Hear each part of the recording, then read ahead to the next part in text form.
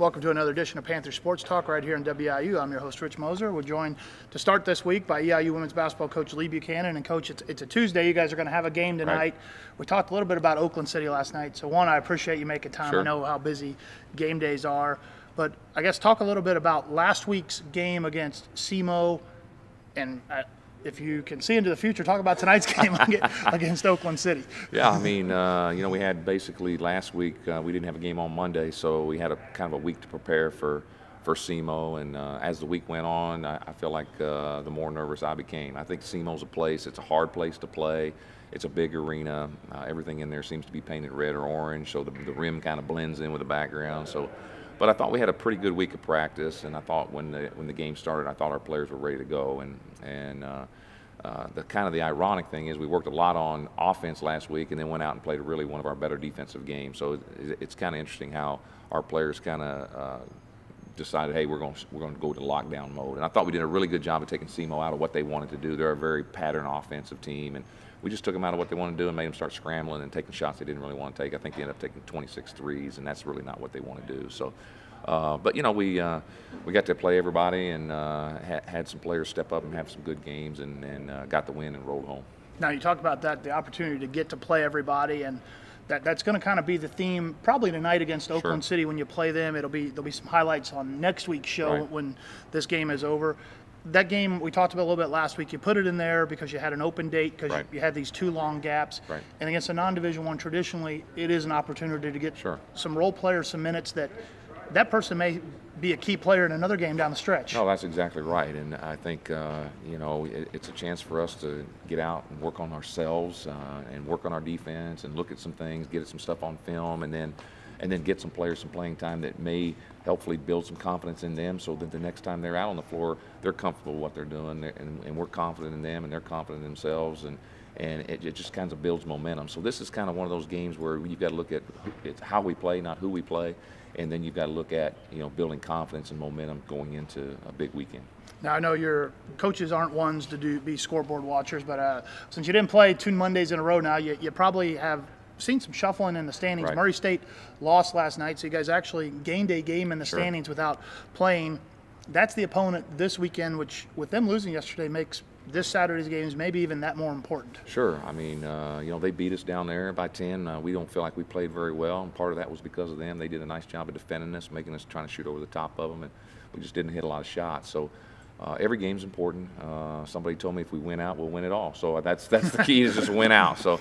But no, we take one game at a time, and Murray's got a good club. They're kind of guard-oriented. They put the ball on the floor a lot and drive it to the rim, and that makes it a little more difficult to guard them at times. So, we're going to need a big, loud crowd in here on Saturday, and we're going to have to do some things differently than we did the time when we played them last time at their place, and hopefully get a win there, and then the next one becomes the most important game. It's always. The next one's always the most important one because you can only control one thing and control yourself, and so that's what we're trying to do. Now, you talked about when you played them. I'm sure that as you play every opponent, you kind of show the tape.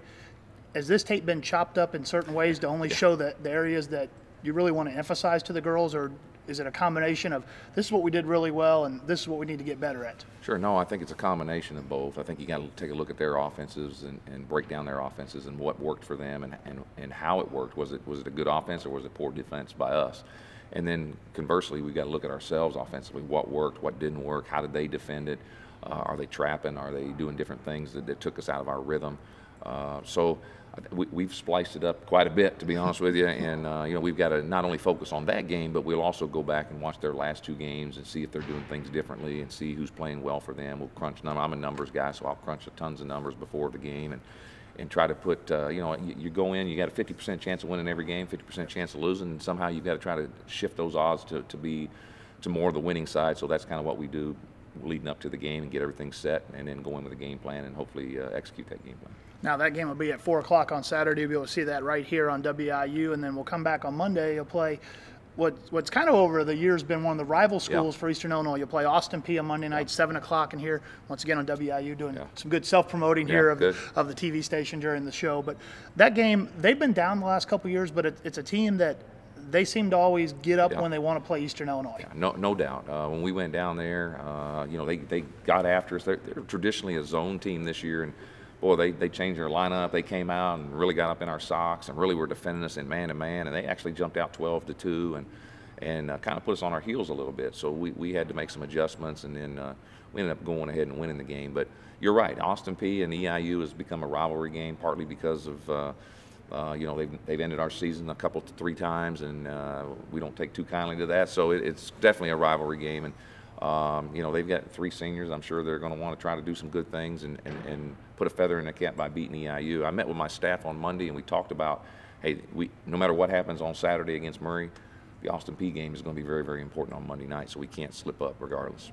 Now, you talk about that, and a lot of times when you mentioned they have 3 seniors on the team, only the top 8 teams are going to make the OVC tournament. Eastern's a lock to be in it. Now you're kind of just playing for seeding where you're at based on what your record is. Austin Peay on the other side of that coin, to where they're fighting to be maybe get in as the 8 or 7. So maybe a little bit more incentive for them. Maybe they come out with a little bit more energy. Sure, and you know, even sometimes teams take on a spoiler role, you know, and I've talked to our players, you know, for whatever reason, a lot of teams in this league want to beat EIU. I mean, we've got a rich tradition of women's basketball, and it's something special when teams can beat EIU. So we're going to get everybody's best, and we're definitely going to get Austin Peay's best, and we've got to be ready because they've got some players that certainly can hurt you if you're not ready to defend them. Now, the other thing that we'll talk about is you guys are coming down the home stretch here. You play all but 1 game here in Lance Arena. Been very successful, very good to the Eastern women's basketball team over the last couple of years.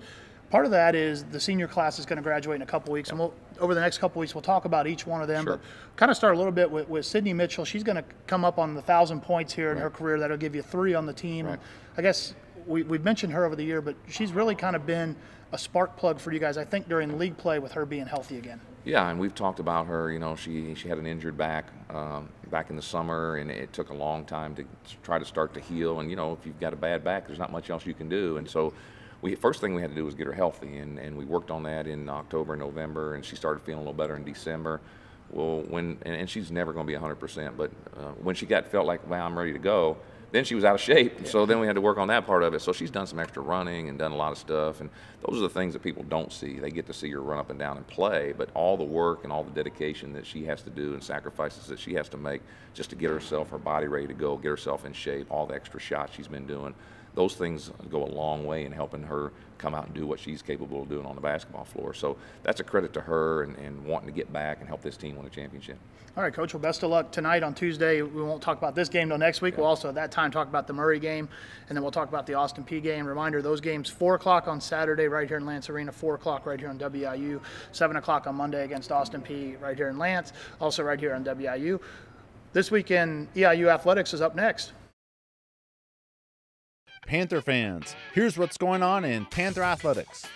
Men's basketball now 4-8 in the OVC. They picked up a road win at UT Martin 93-65 and fell at Southeast Missouri State 77-64.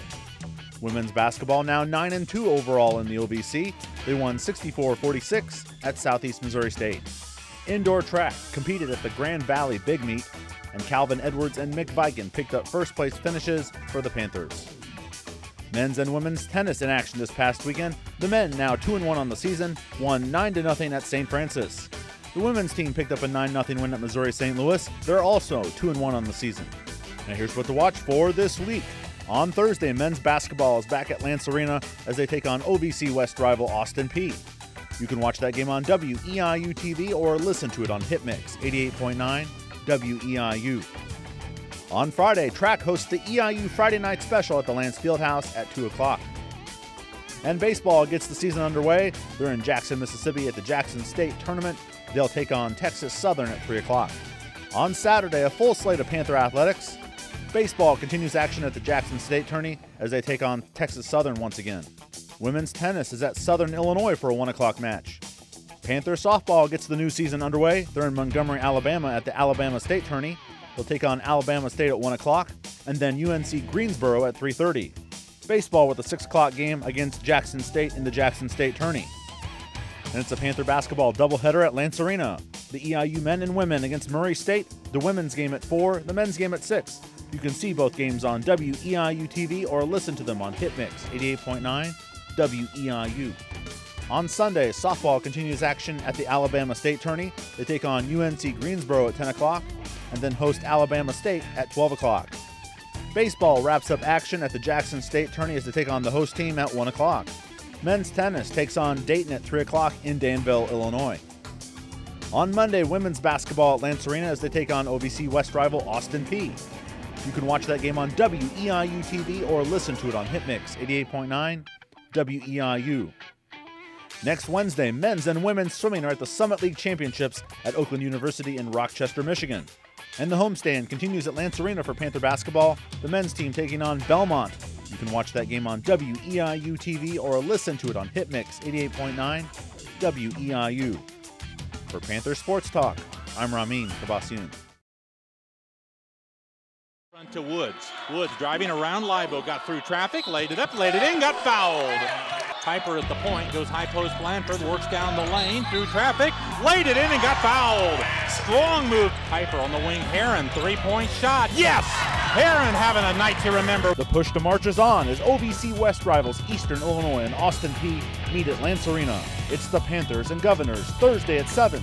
WEIU is your home for Panther basketball.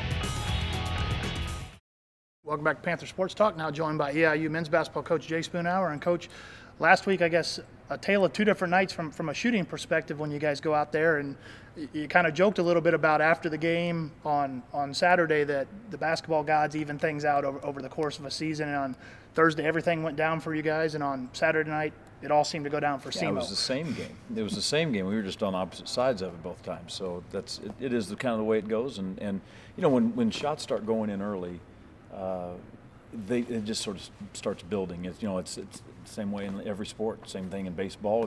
Guys get a couple hits early on, and everybody starts hitting. And you see it in free throws all the time. If a first guy goes up there and makes the first couple, then everybody kind of steps up and makes them. But it's hard to be that guy that sort of breaks the ice. When you're not making shots, then you've got to go find other ways to do it. And that was the one thing we probably could have done better in the SEMO game, is when some shots weren't going in. I thought we panicked a little bit, and so then we just, try to make plays happen that weren't there. And probably what we need to do is just work it a little bit more. And I thought we did that in the second half. Second half, we attacked the basket a little bit better. But again, it's just one of those games where SEMO was really had it going. Now, against UT Martin, we'll talk about that game a little bit. You guys had balanced scoring. You talked about how shots were going in for this guy, and then they would go in for that guy.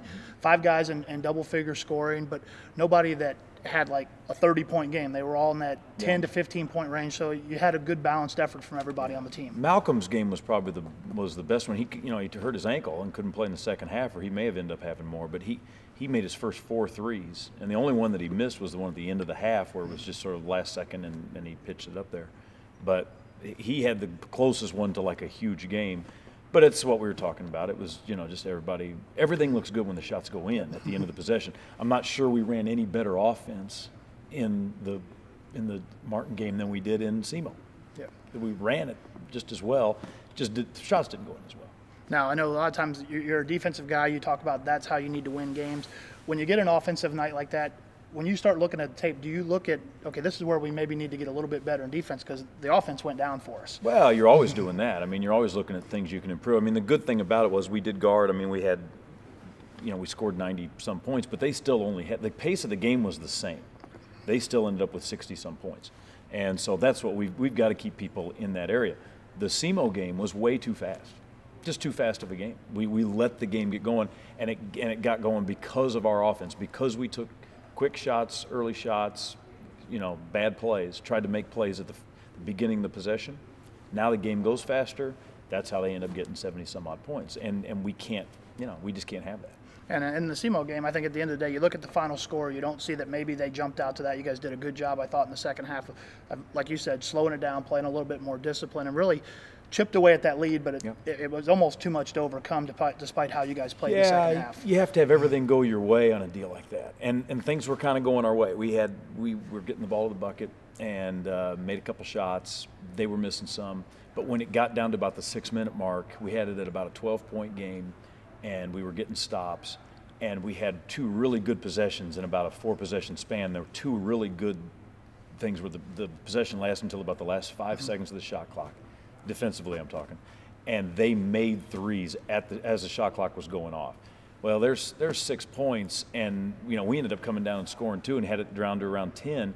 If you erase those 6 points, you have a totally different game. Now those shots that are going in, they don't go in as easily for them. You put some more game pressure on them, which is, we needed a couple of those to rim out. But hey, I thought that what we did is we showed a lot of character, a lot of fight, and we got closer to what we are as a team. What we were in the first half, we were trying to do stuff we couldn't do. And I don't care who you are. Nobody can do that. Nobody can go out and work on things they can't do and try to go win. You can't. And we did that too much in that game. Okay. Now you guys move forward. You're done with road OVC conference play, and you talked about last week when we were going into the 3 games, you just wanted to be able to get one of them. You got one at Martin.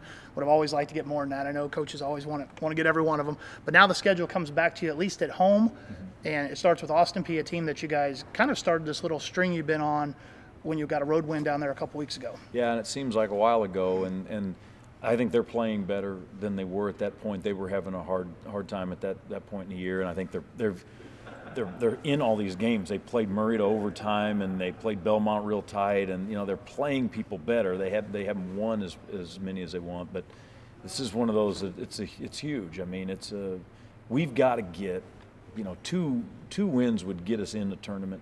1 win will put us where it's real close. If you can go out and take care of business, then I think if you can go get 2 of them, you're going to be in good shape. It's hard to get those 2. I mean, you're looking at, you mentioned Austin Peay, but then you got Murray and Belmont and SIUE. Those are your 4, and so getting 2 of those is going to be a tough task. And then you talked about Murray. You guys get them on Saturday at night where they guys retire Henry Dahmerkamp's jersey here at halftime. So I'll ask you your thoughts on him. I don't know if you ever saw him play. Oh yeah, I saw him a lot. I mean, I watched that team. At that time, I was at Wabash Valley, and so I came up and watched a game that year. And he was just he was. I didn't see him as much, obviously, as all you all, but he was really a good player and was good. Got better every year. Was one of those guys that came in, maybe wasn't as highly recruited, but made himself a player, and has had an unbelievable career. I mean, he has had a career in basketball, which if you can play a game and make money, you're doing something right. And then the opponent that you guys are going to play today, you played Murray State, played them a couple weeks ago. That night, kind of the threes were going down for them in the second half. You guys had it once again down to a 4-point possession, and they were able to make some of those. Then they kind of seemed to where they weren't playing to way the standard that a lot of times Murray, I guess fans like to think they play, but they seem to have found that last week when they beat Belmont. And I think that's the kind of game that can kind of kickstart them. They're a team that they had so much success last year, and they've had success for a long time, but I think that they're one of those teams that feels like they can get in the NCAA tournament and really do something. And so they're at the point of the year now where, hey, it's time to really start thinking that way. And I think the Belmont win was the kind of thing that can sort of get them going and playing the way they need to, because they got plenty of talent. I mean, that's not the issue. And it's not as though they've played terribly. They haven't. They just, for their standard, maybe it hasn't been as great as they want, but I kind of get the feeling that they're getting ready to really start rolling. Now, when you guys played those 2 teams, you really played them over about a month ago, and in that series since then, you played UT Martin twice, you played SEMO twice with quick turnarounds.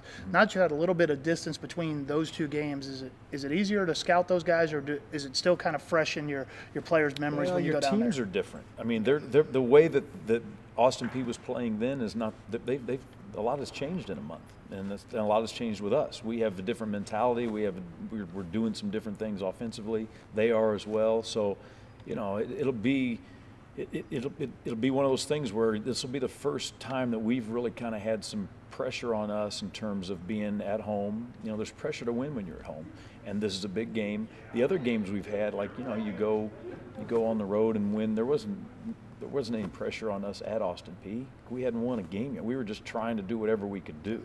And I think the same thing with SEMO, because you play the game here and you get the win, and you go there and you just lay it out there and see what happens. This one will be a little bit different feel for us, so we'll have to see how we react to it. All right, Coach. Well, 7 o'clock on Thursday, you guys will play Austin Peay. 6 o'clock on Saturday against Murray State, second head of a doubleheader. At halftime of that game, they will retire Henry Dahmerkamp's number 44. It'll hang up in the rafters up above us where we're doing the show. So, Coach, best of luck in both those games this week. We'll talk to you next week. We'll wrap up this week's show as baseball is right around the corner. It's spring, Coach. Fired up, man. Pitchers and catchers reported, so I know you're excited about that. Baseball at Eastern will start this upcoming weekend on the road, and this will be the season preview as we wrap up Panther Sports Talk this week.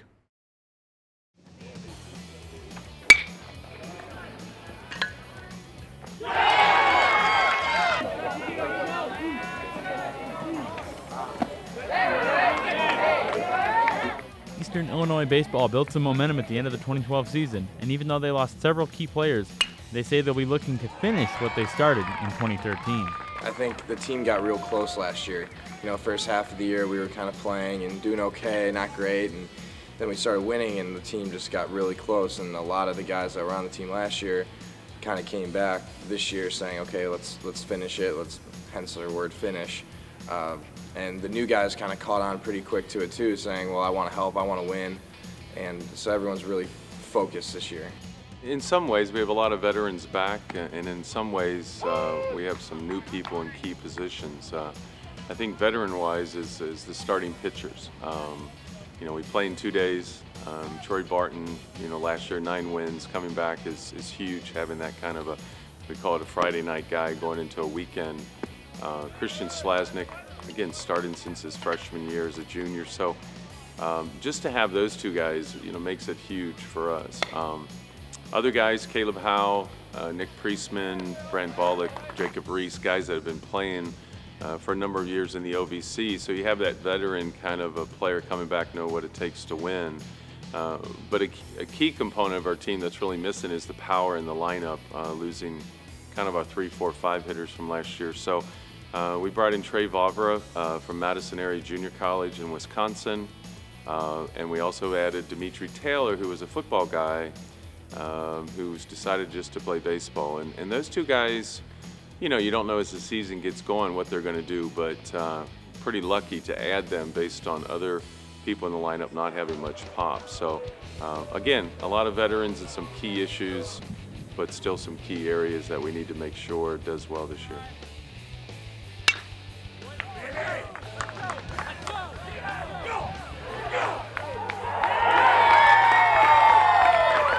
Schmitz says the Panthers will be looking to some old faces as well as new ones on the mound and at the plate. They complement each other. Dimitri's left-handed, Trey's right-handed. So there's that complement that we have. The other thing is, I mean, each year we seem to say we have more speed.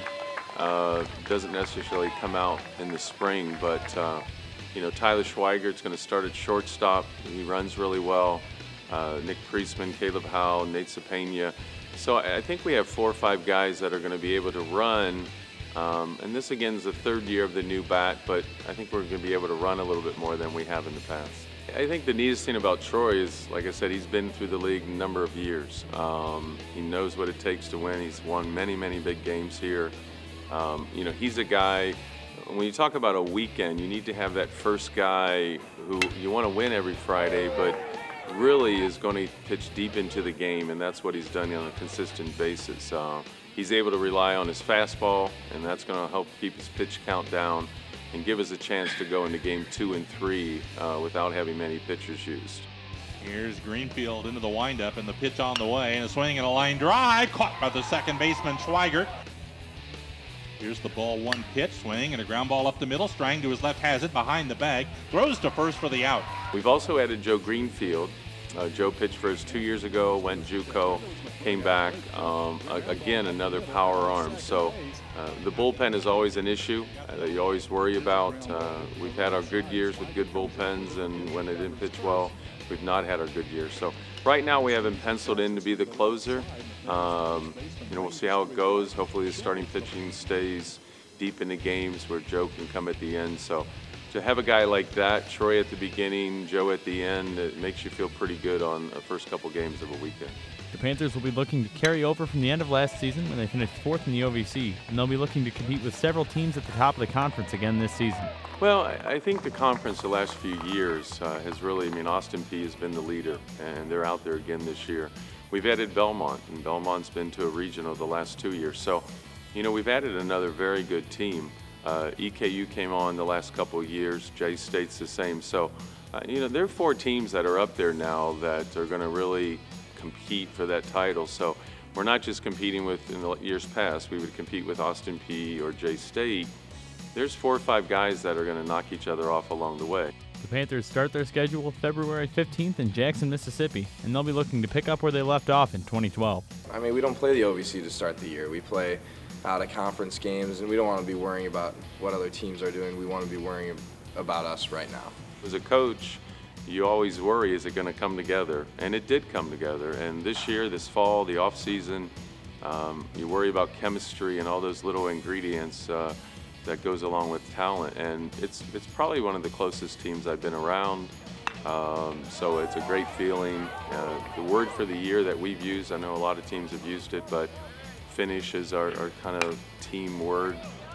So we didn't finish, last year, and so that's the overwhelming kind of thought process right now.